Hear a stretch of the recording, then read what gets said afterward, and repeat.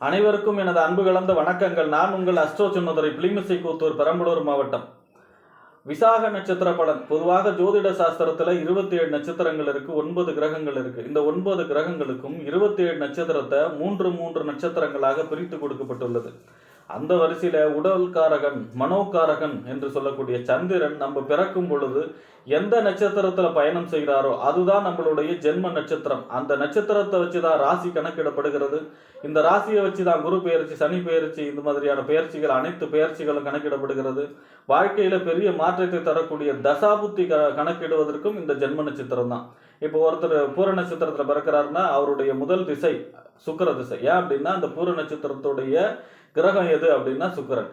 அப்ப ஒருவருக்கு ஜென்ம நட்சத்திரம் எவ்வளவு முக்கியம். அந்த வரிசையில பாத்தீங்கன்னா ஒருத்தர் விசாக நட்சத்திரத்துல பிறக்கிறாருன்னா அவருடைய பொதுவான குணநலங்கள் என்ன, அவர் எந்தெந்த விஷயங்கள்ல துணிஞ்சு செய்யலாம், எந்தெந்த விஷயங்கள்ல கவனமாக இருக்க வேண்டும், வாழ்க்கை முழுவதும் வெற்றிகரமான மனிதராக மாறுவதற்கு செய்யக்கூடிய வழிபாடுகள்லாம் என்ன, பரிகாரங்கள்லாம் என்ன என்பதை எல்லாம் பற்றி இந்த காணொலியிலே பார்ப்போம்.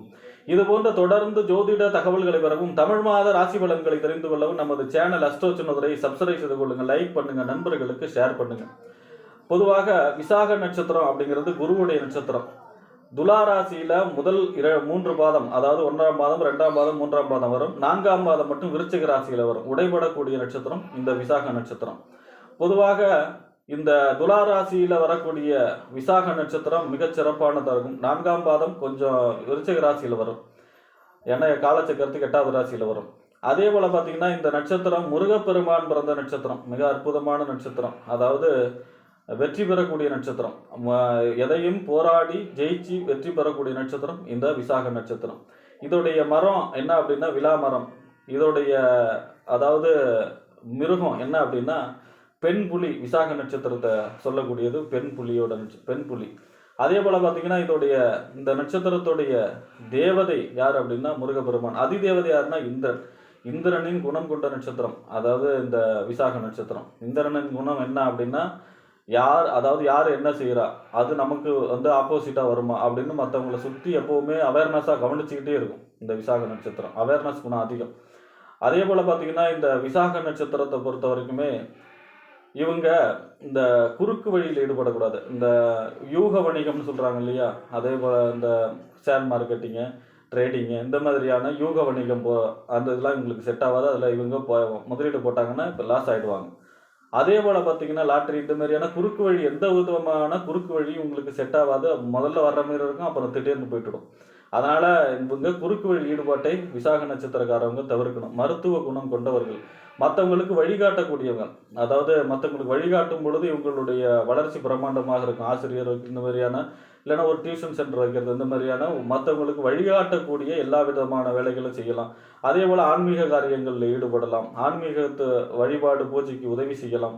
அதே போல் அதெல்லாம் உங்களுக்கு பெரிய வெற்றியை கொடுக்கக்கூடிய அமைப்பாக இருக்கும். விசாக நட்சத்திரத்தை பொறுத்த வரைக்குமே மருத்துவ குணம் கொண்டவங்க. அதே போல் பார்த்தீங்கன்னா அந்நியர்கள், அதாவது அந்நியர்களோடு தொடர்பில் இருப்பவங்க, வேற மதம் வேற ஜாதி இவங்களை இனத்தை இல்லாமல் மற்றவங்களோடு தொடர்பில் இருக்கிறவங்க, அடிக்கடி அதாவது ஒரு தடவை வெளிநாடு போகக்கூடியவங்க. அதே போல் பார்த்தீங்கன்னா அந்நியர்களோடு தொடர்பில் இருக்கிறவங்க. அதே போல் பார்த்தீங்கன்னா இவங்கெல்லாம் அந்த டிரைவரு, எலக்ட்ரிஷியன், இவங்களுக்கெல்லாம் உதவி செய்கிறது இவங்களுக்கு வாழ்க்கையில் பெருசாக முன்னேற்றத்தை கொடுக்கும். இவங்க எதில் கவனமாக இருக்கணும்னா கண்ணுக்கு தெரியாத நோய் கிருமிகள், வைரஸ், பாக்டீரியால் ஏற்படக்கூடிய அனைத்து விதமான நோய்கள்லையும் இவங்க அவேர்னஸாக கவனமாக இருக்க வேண்டும். டிபி, ஆஸ்துமா, இந்த மாதிரியான கேன்சர், இந்த மாதிரியான இந்த கண்ணுக்கு தெரியாத நோய் கிருமிகளால் ஏற்படக்கூடிய இந்த மாதிரியான விஷயங்களில் கவனமாக இருக்கணும். தாய் வழியிலோ தந்தை வழியிலையோ ஏதாவது ஒரு துர்மரணம் நடந்திருக்கும் உங்கள் குடும்பத்தில் விசாக நட்சத்திரத்தை பொறுத்த வரைக்கும்.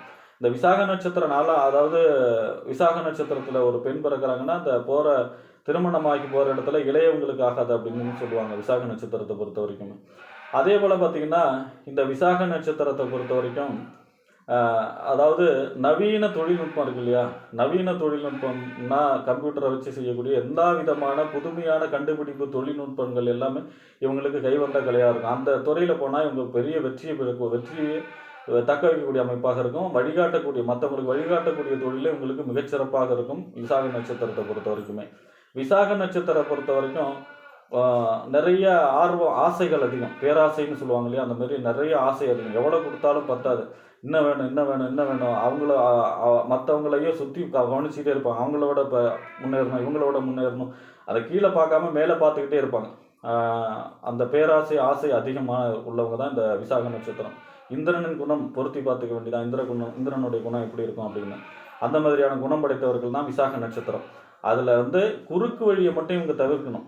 அதில் உழைச்சி முன்னேறக்கூடிய அமைப்பு இந்த மாதிரியான விஷயங்களை ஈடுபடலாம். குறுக்கு வழியில் யூக வணிகமோ ட்ரேடிங்கோ இந்த ஷேர் மார்க்கெட்டோ லாட்ரியோ இந்த மாதிரியான குறுக்கு வழியில் இவங்க போனாங்கன்னா அதில் லாக் ஆகி போவாங்க.